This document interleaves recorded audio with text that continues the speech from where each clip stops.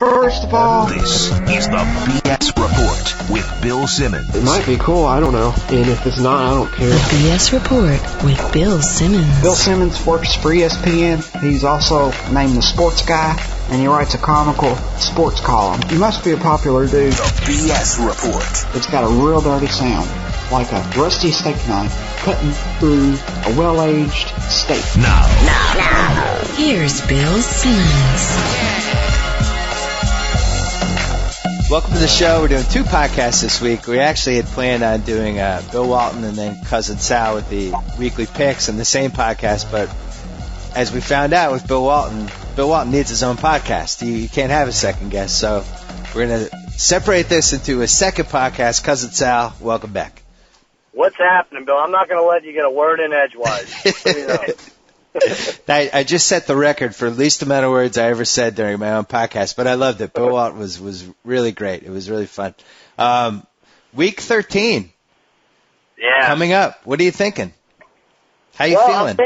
I'm thinking we have a season again. I'm glad. I never thought I'd root for the Eagles, but that was exciting. That was exciting times. It gives hope that there's, someone could challenge the Patriots down the road.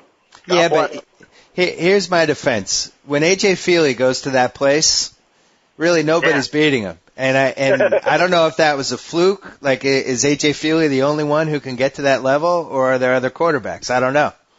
Well, it's not a fluke, and you know what? Because Bill Belichick came out today, and I realized I've hated him all year, but I admire him for doing this.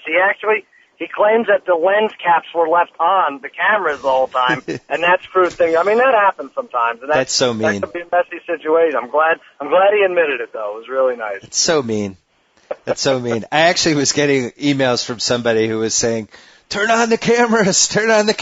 When we were down, but it's interesting though. We've talked about how to beat this Patriots team, I think at least a couple times in this podcast. I don't think it was really rocket science that you should be blitzing Brady, trying to hit him as much as possible, and then trying to throw screens to your wide receiver over the middle against our slow linebackers. Yeah, control the clock. I mean, it is going to be interesting to see if the Patriots can win this whole thing without a running game, though. I mean, and that's not to say that Maroney isn't a superstar. They don't seem to get it going or care about getting it going, and I don't know, that'll be a marvelous story if they do it. Well, my feeling on that is I think they're worried about Maroney holding up through January, and they're trying to get as long as they can through this season without using him.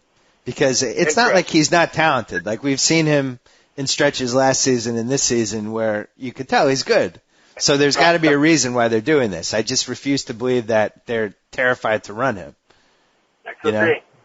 I don't know. All right, let's bang out the picks. All right, you and I, we broke bread together on Thanksgiving, so we kind of both guessed the line at Green Bay at Dallas. Wait, you know what? I forgot to set. Last week we didn't do a podcast, and you beat me.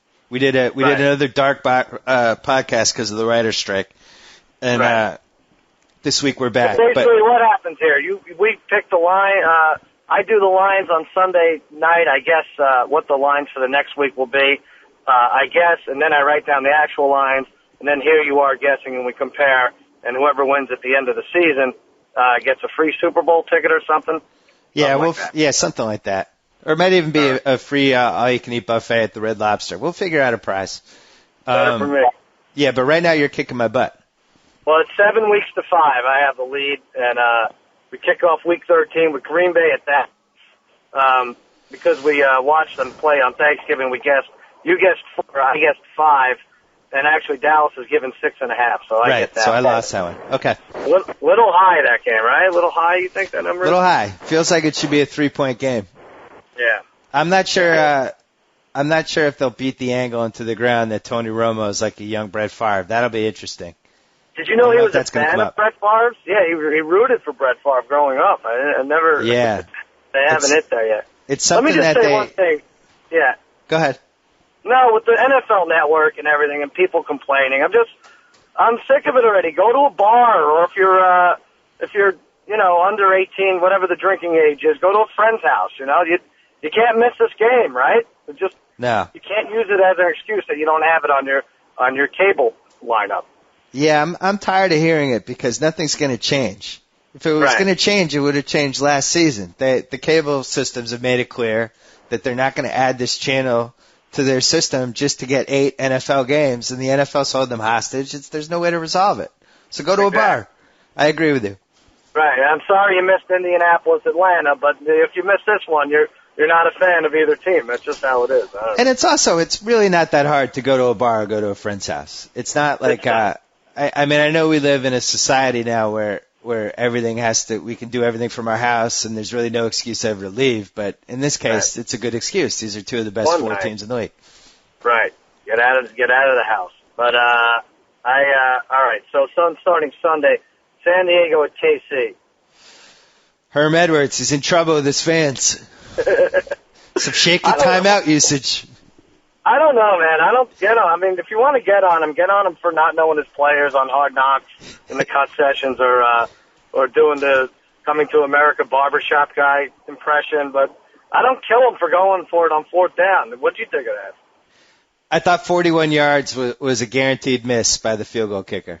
That's what I'm saying. We see enough misses we see 3 big field goal misses every week, and 4th and 1. It's not like this is the Raiders' Howie Long's on defense here. You had Colby Smith who had a huge game. You needed 1 yard. I say good for him. I don't know. I think I would have disagreed with whatever decision Herm made because I'm at that point with Herm. I'm just going to disagree with whatever he does. But the over/under for them, the over/under on them going into the season was 5. They've been stuck at 4 really? they've been stuck at 4 for about 5 weeks. Uh-oh. Yeah. That could be close. That could come close. Yep. What do you think for a line for this? San Diego at KC? I'm going to say San Diego by 3. Wow. Yeah, you nailed it. It's San Diego by 4, actually. I thought KC would give 1. I don't know why. I was way off on that one. Yeah, I'm not sold on that Brody Croyle Colby Smith combo. I keep forgetting that is what they present each week. All right, San Francisco and Carolina. Carolina's home.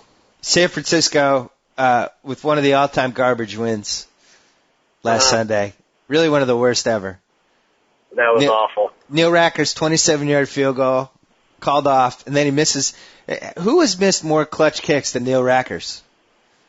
I know. This is like 5, right? What did he make, like 7 in a game once, and then that was it? Like he was a be-all, end-all. But I don't know. Yeah, he's not that great. What was this matchup again? I just want to punch Frank Gore in the freaking face, though, ruining my fantasy season. Just seeing how good he could be again. Like, yeah, I know. He catched every screen pass he caught went for 9 yards. But Carolina's home, San Francisco on the road. Oh, that is maybe the worst matchup of the season. I'm going to say Carolina by 3. Yep, we both have it, -3, and it is -3. They haven't won at home in like 2 years, right? Isn't that how it goes? Carolina has not won for a full calendar year at home. It should be a policy. It shouldn't be against any fans or anything, but if you don't win at home for a year and a half, you automatically move to Toronto for a year. Move to Toronto or Vegas or LA. Yeah, you should lose your team. You should lose your team. Not doing it for them. Jets at Miami. Did you watch the Rain Bowl on Monday night? Sure. That was really one of the worst games I've ever watched in any sport. It was so terrible. But 5. You know what? It makes Miami look like a competitive team. They should they should move to a cold weather city or something. Yeah, maybe they can do that for the last couple games of the season. So wait, Miami's at home against who? The Jets. Ooh, I'm gonna say Jets by 2.5. All right, I get this one barely because I said Jets by 2, and Miami is actually favored in this game by 2 points. Oh my God. What an ignominious turn of events for the Jets. Wow. 0-11 team is favored. They can't be favored in Week 13 if you're 0-11. I don't get it. Well, maybe Vegas is thinking that the Dolphins really have 4 more chances to avoid this because they're not going to beat the Pats. Mm-hmm. That's true. Yeah. Not with Ricky Williams out there now. No, that's a big blow for them. All right. Well, Atlanta at St. Louis, there's no line because heaven forbid they figure out the Farad Bulger thing by Tuesday. But I thought St. Louis would be favored by 4 in either case. Yeah, I would have said 4 or 4.5. So we can't guess that one then. We'll call that a push. All right. Buffalo at Washington. Well, Washington, Are they even going to play this game? What a terrible thing. Yeah, I don't know. Well, I think they'd have to play it, but it's so hard to say how that's going to affect them, the Taylor thing, which is really like, ugh. Both these teams go through tragedy, like Buffalo and Kevin Era. Buffalo's at least had a good ending. Yeah. I'm just going to say Washington by 3.5. I think it's a tough one. I said 4.5. It's 5, but who knows how emotion's going to play into this. Well, usually I think with football is the one sport where it can actually be a positive. Because you just kind of go out there and you're banging bodies and you're forgetting about what happens. So it'll be interesting. Yeah. Houston and Tennessee. I mean, Albert Hainsworth is really worth a 30-point swing in each game they play. Why is he not in the MVP discussions? It's amazing. I know. Peter King has him in the top 5, I think, every week. He doesn't play, and that swings the result of the game by 30 points. Well, who's going to run crazy on Tennessee on the Houston squad, with or without Hainsworth this week? I don't get it. I don't know either, but I like that Houston team. I don't care that they lost last week, but I'm going to say Tennessee by 6.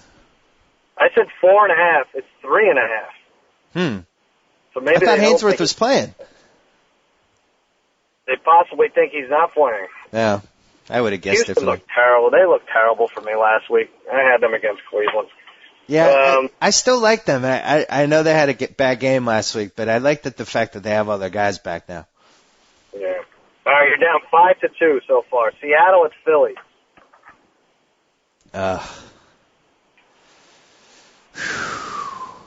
So, I mean, Philly, has any team had more swings than Philly this year? They beat Detroit by 56 points or whatever. They almost beat the Pats. They give up 12 sacks to the Giants. What am I supposed to make of this Philly team? A.J. Philly inducted into the Hall of Fame after 3 interceptions. I don't know how they do it. Wait, who's the road team? Seattle. I'm going to say Philly by 3. Yeah, you got it exactly. I said 4. All right. I don't know. Phil, I could see Philly a big letdown after the near win in New England. The Seahawks team. This is I think the longest the Seahawks team has ever gone without screwing over people who have wagered on them. It's like three solid weeks that they've covered without like a catastrophe. But that was a 2-game difference. Arizona's technically in first place if they hold on in overtime, and Gus Frerotte doesn't fumble at his own at the 1. Right. You know, there were 3 horrible losses last week because that was terrible. The Arizona loss was terrible, and Denver. We'll get to Denver, but those were 3 of the worst losses that I can remember in a season. Mm-hmm. Yep. All right. Detroit at Minnesota. I'm starting to think this Minnesota team's pretty good. I like them, all right. Let's look at the rest of the board. If you have a better running back and a better defense, you should win every game, right? Yeah. And this Lions team looks like it's in a spiral. I'm going to say Minnesota by 4. I said 3.5, and it's 3, so I get that one. Oh, I disagree. That's a bad line. Why would you take the Lions in that game? Let's theoretically bet a lot of money on the Vikings. All right, let's talk about that. Okay. Jacksonville at Indy. Another great game. Oh, nice test for this Jags team. I'm going to say Indy by 7.5.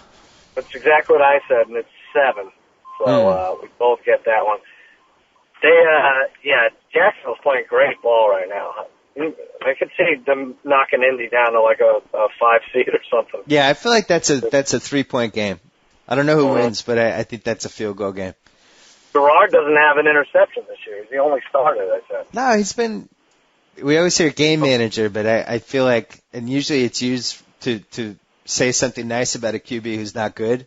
But he is kind of a game manager. Like he can create a couple of plays for his team, and he doesn't make any mistakes. He kind of keeps them in every game. Yeah, I like him. Denver at Oakland. Denver had basically still a tie for the AFC West, and they screwed it up. Terrible. Even though the game's 1,000 miles away, I still feel Shanahan's going to find a way to punt to Hester in this one. He's not going to learn his lesson. It's so stupid. It's. You think after the first one they would have been like, oh yeah. But no. I know. I just angle it out of bounds. What's so hard? Even on kickoffs, anything. Just angle it. Getting it at the 40 is so much better than these squib kicks or anything we've seen, kicking the Hester. Come on. How many returns do we have to see already? I was actually thinking it would be funny, like, not just kicking it out of bounds for Hester, but the kicker almost kicking it at a right angle, like kicking it out of bounds 3 yards down the field, like just to make this point. This is how far we're kicking it out of bounds. We're not going near you. So just ground it. Have the quarterback come out. Cutler could ground it on 4th down like he's killing the clock. Yeah. So, I'm going to say Denver by 3.5. All right, you're closer than I am. I said 1.5. It's 3. All right. So good luck picking that one. Here's a good one. Cleveland at Arizona. Ooh. Could be a shootout. I think people are betting and winning more money off of Cleveland than they are the Patriots these days. I know. They keep going against these soft lines, and they win. I don't know. They win every time. I was riding them for a while, and last week I jumped off the bandwagon just because I couldn't imagine that it was going to keep going. Like, it had reached a point where everybody was betting on them, which is usually bad, and yet they cover again. Yeah, but Vegas is getting slaughtered by them. We said this is a fun game. This should be a lot of points. Yeah, this could be a big screen game for us. Yep. I'm going to say, I'm going to go with a pick'em. All right, you're closer. I said Arizona -3. It's Arizona -1. So. All right. You're closer. That's a nice game. I actually emailed you right after the Kurt Warner game-losing fumble, asking if that was his 50th or his 49th career game-losing fumble, and you said in his defense, what did you say? Well, in his defense, he was just looking to cover up for a game-losing safety. So. Right. He didn't mean to fumble. He would much rather lost the game on the safety. I mean, really, nobody's ever been involved in more end-of-the-game tragedies over a 5-year span than Kurt Warner. What a disaster. I'm not sure God's on his side anymore. No, I don't think so. I don't think so. All right, Tampa Bay at New Orleans. I like this Tampa team. I think they're all of a sudden they're a little underrated. I'm going to say New Orleans by 1. I get that one, I guess, because I said New Orleans by 3.5. They're favored by 3. So that's a tough one. I've seen both these teams play. Actually, Tampa Bay's pretty consistent. Tampa Bay's good. Like, they don't make mistakes, and I don't know. They're pretty solid. I think New Orleans. New Orleans needs to get blown out or just start winning because I can't take them at 5-6 and 6-7 the whole rest of the year. Do something. Step up, right? Giants at Chicago. That's the only other big screen game I was thinking I could compete with Cleveland, Arizona for late. But I was getting emails wondering if Eli Manning fixed that game last week. He's a disaster. I don't think he did. I just think he has these games like 2-3 times a year where he just completely falls apart. He's almost like a little kid where you have the little kid has these days where you don't understand why they're just a mess the whole day. And that's what he's like. He needs to help Tom Coughlin out. Did anyone realize, at any point, did anyone realize that the biggest choker down the stretch, Tom Coughlin, actually has the word cough in his name? That's interesting. People don't look into that. No, you wouldn't put that on your resume because you want the gig, but certainly what's going on here. I'm going to say Bears by 3. Ooh, all right, you're off on this one. I said Giants by 2. It's Giants by 1. It's in Chicago? Yeah, Giants were favored over Detroit, which made me think that's why it'll be 7. Oh, I don't get that. Why are the Giants better than Chicago? They got killed last week. Maybe they're just not going to kick the Hester. They got killed 2 weeks in a row. Yeah, they've been bad. That's a stay-away game, I think. All right, Cincy at Pittsburgh. Cincy at Pittsburgh. A lot of bad blood between these two teams. I'm going to say Pittsburgh by 8, and I like Cincinnati. All right, you get that. I said Pittsburgh by 6. It's 8.5. And why not take Cincinnati at this point? I wish they were better. I wish they weren't 4-7. I like to watch them in the playoffs. Yeah, they're a fun team. There's a couple teams that are fun, and it looks like only out of all the fun teams, only Cleveland is actually going to make the playoffs. Yeah, you got like 6 fantasy guys that you're interested in, and they're much better than 4-7. Right. And Monday night, your team plays again at night.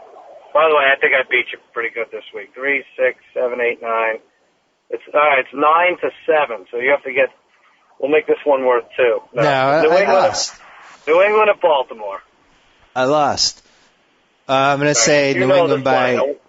One of your readers had to have sent you this line already. No. I have not seen this line. I swear on my kid's life. I'm going to say New England by 15.5.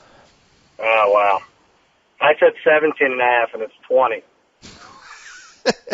Really?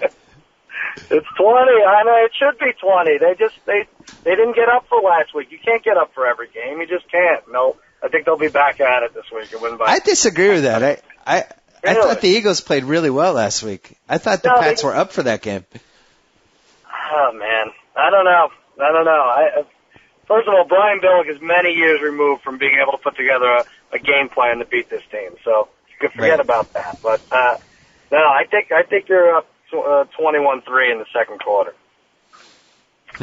Well, the one thing about the Ravens is that if you take a lead on them, if you have a decent defense, they're not going to come back. Who was the team the Ravens came back against a little bit a couple weeks with Bowler? No, it was the Browns. Those are a great game. Yeah, it was 2 weeks ago.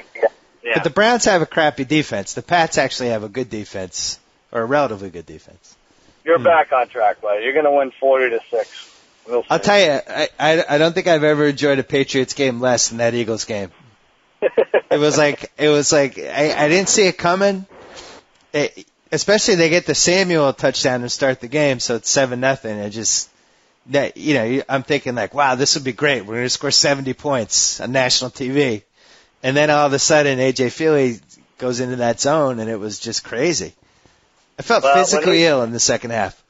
I mean, maybe he'll address your sickness a week from today when he's inducted into the Hall of Fame, AJ Feely.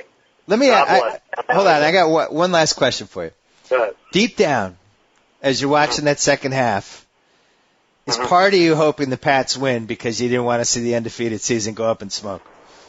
Yeah, sure. Part of me. And like I said, I was torn. I'm a Cowboys fan. You can only root for the Eagles so much, and I want to be the team that beats you February 2nd. I mean, there's other teams in the NFC East better than the Eagles. I know you beat all of them, but yeah, no. If part of you wanted them to lose to take the pressure off, right? No, I didn't. No part of me wanted to lose. I do think if it was a Pats Dallas Super Bowl, and you had the Owens-Moss thing, you had Romo Brady, you had the undefeated season, you had Jerry Jones, Bob Kraft, that might have the most subplots of any Super Bowl. No, it would be the greatest. And I'll even go on a limb and say I might go out and buy the NFL Network just to see that game. Wow. I was saying we were talking about that Super Bowl on Sunday because my kid was there and your kid was there. Your kid was wearing a Romo jersey and my kid was wearing a pink Brady jersey, and they were playing together, and it was just kind of like funny if that would have ended up being the Super Bowl. Maybe that should be our bet that they have to switch jerseys at the end of the year for a whole year. Yeah. Maybe that could be it. Oh, that's a great bet. More embarrassing for me. Well, I think it'd be worse for you because of the pink in the jersey. And by the way, I never thought I would be one of those dads that allowed their daughter to wear a pink jersey. I don't know what's happened. It's terrible. Really? I always thought you would. All right, Sal Icona, we'll look for your picks on JimmyKimmelLive.net. All right, and look for Bill and I at the El Cortez Hotel in Vegas watching the games next Sunday, not this Sunday. Yes. It looks like we're going to Mayweather-Hatton. It looks that way. That'll be exciting. Are there any chances that you and I take a pilgrimage out to Vegas and bet all our money on Hatton and both win? Is there really any chance that happens? We got to figure something out. Anything is possible in Vegas. All right, we'll talk to you next week. Take care, Bill. Thanks. Bye. Bye. Right now we're going to call my buddy JackO at work because it looks like the Yankees are about to sign or trade for Johan Santana, and he's been very arrogant about it. So I wanted to capture this on tape in case they don't get him. Hello, John O'Connell. Johnny! Hey. What's up, buddy? I had to call you because I didn't like the tone of one of your emails today. You seemed that you're already getting arrogant about this Johan Santana thing, and it hasn't even happened yet.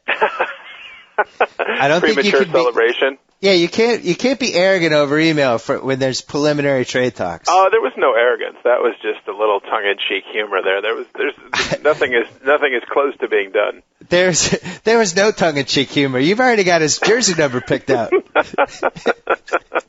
What's going on? You're ready to trade everybody in the team. I am. I want Johan Santana so badly. It's all I want for Christmas. I really want him. I want him in the same way you wanted Kevin Durant. In an unnatural way. That's true. Well, I can tell you that I don't want you guys to get Johan, but I think it's going to happen because Hank Steinbrenner has really gone to another level since the last time we talked. He really has. He's really blossomed into his own. Someday George Steinbrenner may just be known as Hank's father. That's what he's on pace for. You read the New York Post interview with Hank, right, where he revealed that Jennifer Love Hewitt is his favorite actress? No, I did not see that. I missed that. I didn't mail that to you? No.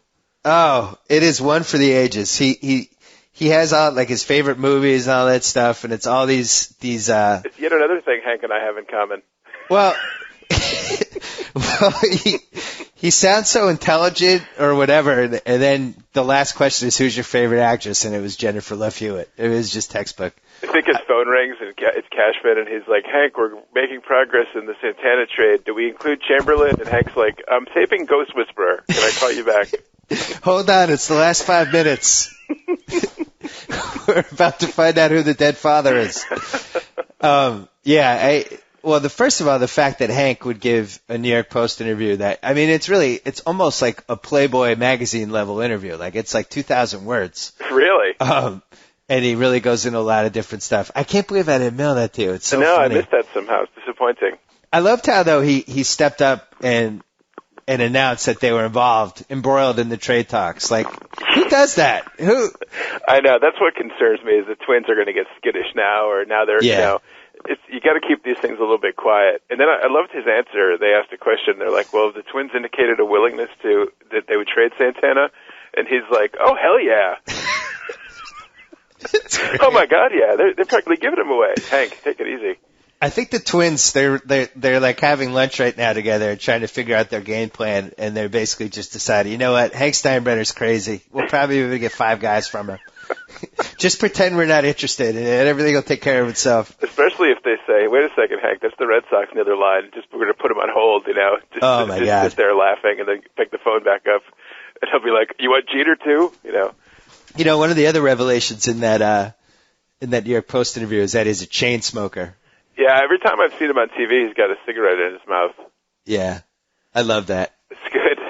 I love everything about him. I love his name. I love everything he's said and done. I love the fact that he's in charge of the Yankees. I love the fact that he's half George Steinbrenner. He's got half of George Steinbrenner's DNA in his body. Right. It's just all great. I don't think he's Jim Dolan now. I don't think we're going to have to worry about that level of ineptness, which was a concern for a little while. You don't think so? I don't think he's Guitar Jimmy. No, I think he's a class above that. I'm not positive yet, but I just don't think we're dealing with that. It's a tough one because, well, first of all, why didn't George always plan on handing the team over to the Twins? Like it was always like we always heard he was going to hand it to his son-in-law. Yeah, I know. That's weird. I don't think they're twins, by the way. I think Hank's much older than the other one. I like calling them the Twins, though. I think it's funnier. All right. When you say the Twins, it adds a level to incompetence from a comedy standpoint that wasn't there before. That's true. I just like calling them the Twins. But, for years and years, who was that guy's name? Steve Swindell?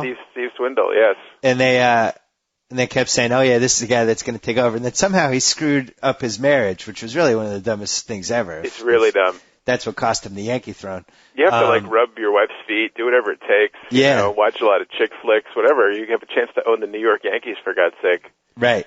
So now the Yankees, it seems like almost as a last resort, have been turned over to the Twins. Yeah. And now he's in charge of basically giving away all of their prospects. And where's Brian Cashman been during all this? He's been suspiciously quiet. Yeah, I don't think he's allowed to do anything. They call him in at the end to talk to the press, but he's not involved in these things, I don't think. It sounds like Hank is really hands-on in all these, I don't think there was no talks about Cashman involved in the A-Rod thing.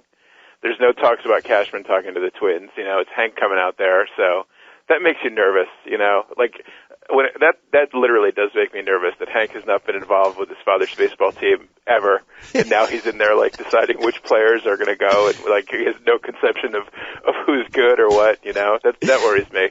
Brad Cashman's like, look, our scouts just gave us this report on Ian Kennedy. I don't need reports. Exactly. I saw him pitch twice last year. I know what we have in Ian Kennedy. Exactly. Sit down, Brian. Exactly. It's like he's putting together his roto fantasy team. That worries me. Oh, it's great. I mean, I there's really no sports parallel to this. Like, you have this team, this powerful baseball franchise that is able to spend more money than everybody else and was in good hands for a long time. And now, they have this whole farm system and they're really like, they've turned it around and they don't just have to spend money to win. And now you have this crazy guy who's taking over the team. Right. Who's about to trade 5 guys for Johan Santana and then probably another 2 for somebody else. And you're going to be back to where you were in 2001. You have to wait and see. That's going out a little early on the limb there. You got to see That's who they my job. first. I understand. You have to make these predictions. Oh, come on. You know that you're getting Johan, and you're going to overpay for him. It's a mortal lock. Well, but see, these are the things you can't judge. If they trade Kennedy and Phil Hughes and Melky, and those guys all go on to become perennial all-stars for the next 10 years, and it's a Jay Buhner, Ken Phelps thing. Yeah, okay, it's a bad job, but I mean, Johan Santana is arguably the best pitcher in baseball. Arguably, because now you're going to come back with Beckett, but he's in the Johan's better. He's in the conversation. Johan's better. And right now they're running out Ching-Ming Wang as the number 1 starter, and he couldn't get out of the 5th inning against the Indians in the playoffs. So they definitely need a number 1 starter. They haven't had one in years. They had Randy Johnson on the way downside of his career. You can get a guy who's 28. I would trade a bunch of guys for him. I don't care. Look, there's no reason to hide my intentions with the phone call. I don't want you to get Johan Santana. No, I understand. And my job is to crap all over it so that you feel bad about something that's a good thing. No, it's not going to happen. It's not going to work. This is not Jay Buhner and Ken Phelps and trading prospects for aging veterans. The guy's 28 years old. He's left-handed. I was talking to my dad today about it, and my dad still thinks Johan's coming to the Red Sox because my dad claims that Johan and David Ortiz are friends. Right. Is David Ortiz not friends with anybody in baseball? He loves everybody. Because my dad thought we were going to get Torrey Hunter, even though we have Ellsbury. He just thought they were somehow going to get Torrey Hunter too because he's friends with Ortiz. And they grew up in the Twins organization together. Yeah, like having Ortiz on your team is almost like having an ambassador. It really is. That is true. That is true. I mean, there was a time when nobody wanted to go play for the Red Sox, and now an overwhelming majority of people do. But they can't have an 80-man roster of all Ortiz's friends throughout baseball. Well, now it's expanding to other teams because I think Kevin Garnett and Ortiz are friends, and that's one of the reasons Garnett came to the Celtics. So now he's going to help the Patriots and the Celtics and the Bruins get guys too. Why don't they just make him the mayor and just be done with it? Make him the mayor of Boston. I think that's eventually going to happen. He could probably lure businesses into Boston and for other professional sports teams. Well, he pretty much is the mayor of Boston right now. I don't think people in Boston know who the mayor is. They know David Ortiz. So he basically good point. Effectively is. They even show him now, like on SportsCenter, emblazoned in Celtics regalia at Celtics games. So.